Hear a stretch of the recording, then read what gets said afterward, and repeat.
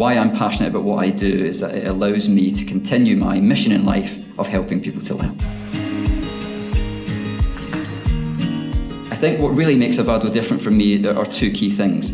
One is our emphasis on learning design, and two is the dedication of our delivery and support teams. We have quite a large team of learning designers within my own team, and their role is, first of all, understand the needs and requirements of our customers, and then to meet those requirements in a way that is engaging, fun, inspiring, relevant, and applicable. Beyond the learning designers, we have a wider team that creates learning solutions.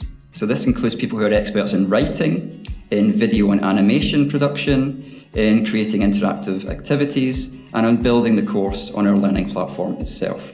Not all companies have quite such a comprehensive process, but we absolutely believe in doing things the right way, not the quick way. If we can do our jobs properly and make the learning both engaging and relevant, the learners will want to do more of it, quite simply. So if you imagine an organisation sends 1 or 2 people on a course, those people come back to the organisation, and if they've had a great experience, they will talk about it within the organisation.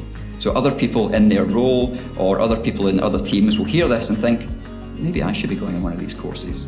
Similarly, senior management will also be looking at this, and if they can see that the person who's been on the course has upped their performance or is now applying something day to day, they may think, wow, it was worthwhile sending that person on the course, I'm going to send some more people. So you then get a chain reaction. And how we bring that about is by making sure that the learning experiences are great in the first place so that chain reaction happens.